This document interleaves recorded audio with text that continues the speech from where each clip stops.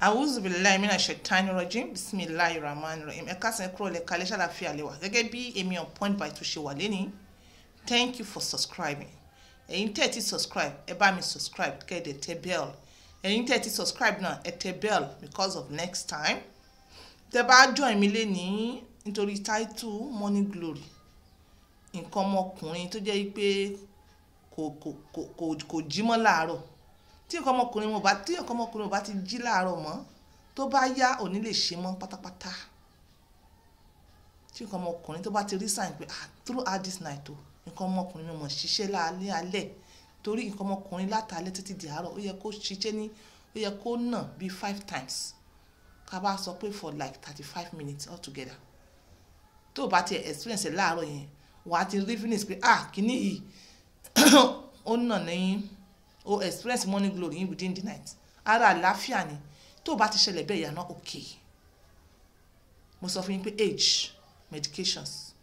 sickness kan wà àbí tí yẹn bá ń sick lọ́wọ́lọ́wọ́ ìdùnnú ni pé kí yẹn rí kankan ọmọkùnrin yẹn náà ẹ yẹ kẹ́ mọ́ sọ alhamdulillah. Tí yẹn bá ti wá ń dàgbà kí ni ìmọ̀ ń drop bẹ́ẹ̀ kí tá fẹ́ sọ lẹ́ni tó bá ti ń dàgbà gan ó lè help ẹ̀. Ìwọ tó bá ń lo medications àwọn medications tó máa fi ń take care cancer prostate enlargement diabetes àti BP ó tẹ̀m láti máa kill morning glory.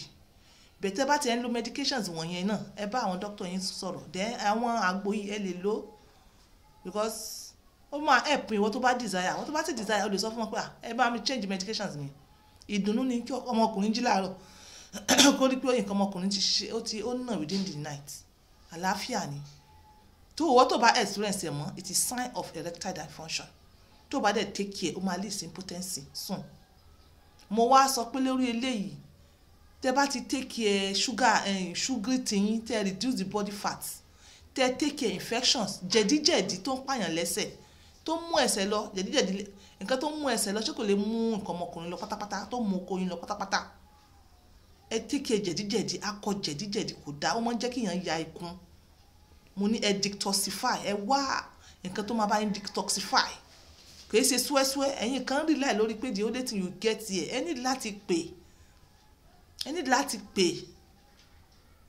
ṣó yẹ yín tí tó bá ti experience ilé wọn náà mọ̀ pé owó ni mo fẹ́ ná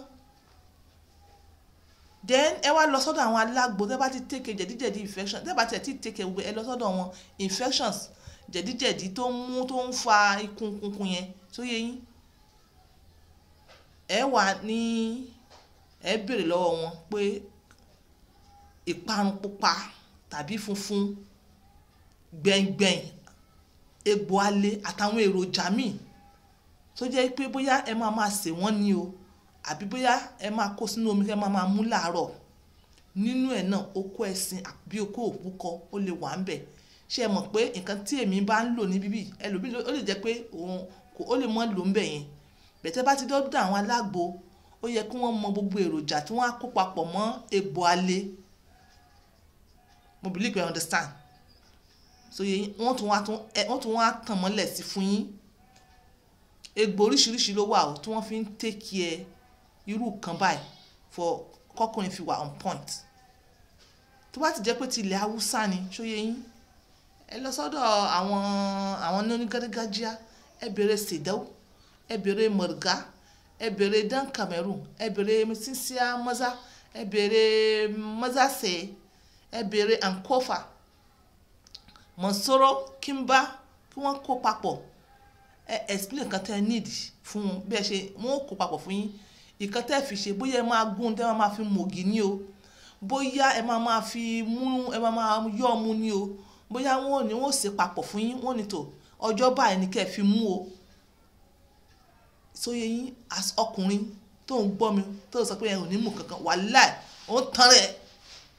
nínú àti tó bá desire ó ń tan rẹ̀. Tẹ́ bá ní sickness ni ò ní pé kẹ́ mọ́ tẹ̀síwájú pé kíní dẹ ẹ̀yin tí elégbà Yorùbá mò ń sọ mọ́ lára wọn ní o takòtakò náà wà nú ẹ̀ ṣóyè yín. So ẹ ní láti take care ẹ ní láti ṣe kíni láti take care oúnjẹ tẹ́ ń jẹ èyàn kíkẹ́ Governor Sanwó-Olú he has a very good stature àti achieve stature yẹn ò easy nínú exercise nínú pé èèyàn máa ń mu omi ìyẹn mu fruit, ìyẹn kì í jẹ late hour, ìyẹn mọ level rẹ̀, nǹkan tó mọ nǹkan yìí omi yìí jẹ́ mọ́ débẹ̀. Àwọn ẹ̀yin kan ẹ mọ̀ nǹkan tó ń ṣe yín bẹ̀, you will continue. Ìwọ tó bá ti mọ̀ nǹkan tó ń ṣe ẹ́ pé kíní is not okay for you, ó dẹ̀ ń ṣe, money glory ò ní wá mọ́. Nílẹ̀ lẹ́yìn bíbá a young man ó walk into occasion, active man òun ló walk into occasion fúnra rẹ̀, ó sì gbé kíní juice kan fún, juice ni màá pè é,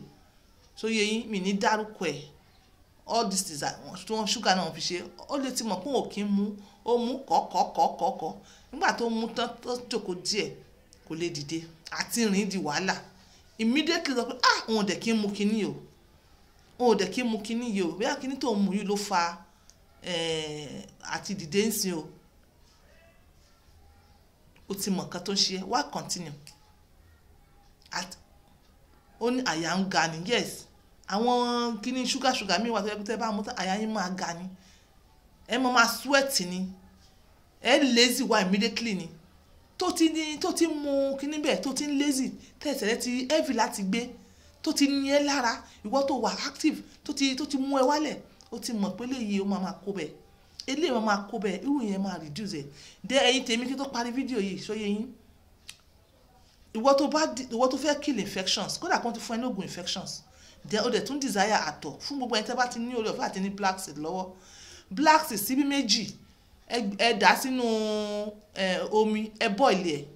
ẹ yọ omi ẹ̀ kẹ́ mú, ẹ lè máa ṣe lé maybe once in a week, ó máa tún máa help àtọ̀ yín, ó tún máa help àtọ̀ yín, because black seed aṣọ fún yín ó ní lot of nutrients, ó lè help good àtọ̀, motility àti mobility ó lè help ẹ̀. So yẹn then kí tó parí fídíò yóò ti ń lọ púpọ̀ lórí financial wa, lórí nǹkan tá a kálẹ̀ yìí náà, owó lọ́nà àfìrà tó bá tiẹ̀ pè mí upon by two, èmi ò bẹ dílé all rounder, ẹ̀bẹ̀ tí mo máa ń sọ fún yín pé owó ni all rounder, má bẹ dí pẹ̀lú ẹ̀ all rounder, but owó ni. Báàgì wa àbí purse àbí anything tá à ń gbé lọ bí business tá à ń fọwọ́ sí tá à ń mú owó, ẹ mọ̀ sílẹ̀, it's not about physical thief, mo ń sọ nípa spiritual thief, mo believe you understand. Àpamọ́ wa ṣóyè yín tá à ń gbé lọ one or two places táwa náà tọwọ́ bọ̀, ẹ mọ̀ sílẹ̀, àmọ́ sílẹ̀ overnight, this is spiritual. Tó bá if you like understand, if you like ever understand, ṣóyè yín, you beg for more knowledge and more wisdom, but even for the meantime nǹkan kékeré ni, nǹkan tí mo sọ ni pé ẹ máa lazy pé ẹni máa ti àpamọ́wọ́ yín, ẹ máa lazy, this is my message tí wọ́n rán mi pé kí n sọ fún yín, so ẹ máa tì í, so kọ̀ lọ mi ò jù bẹ́ẹ̀ lọ. Ọba fẹ́ mọ oògùn tó ń pa oògùn tó bá ti lo oògùn kan nísìnyí tẹ́ wà tó bá ti fún yín medication, immediately tó bá fún yín medications nísìnyí, tó bá ti fún yín medications kan tẹ́ bá ti rí pé money glory yín sá lọ píá, ẹ ti mọ̀ pé kíní yẹn máa mú erection yín dání, àti lé yín ó máa mú dání, so yẹ yín mi ní sọ jù bẹ́ẹ̀ lọ. If you desire that pé nǹkan ọmọkùnrin mi kó máa ní good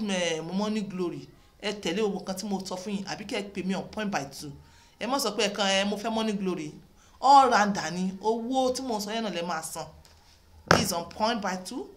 using my words for others. Bye for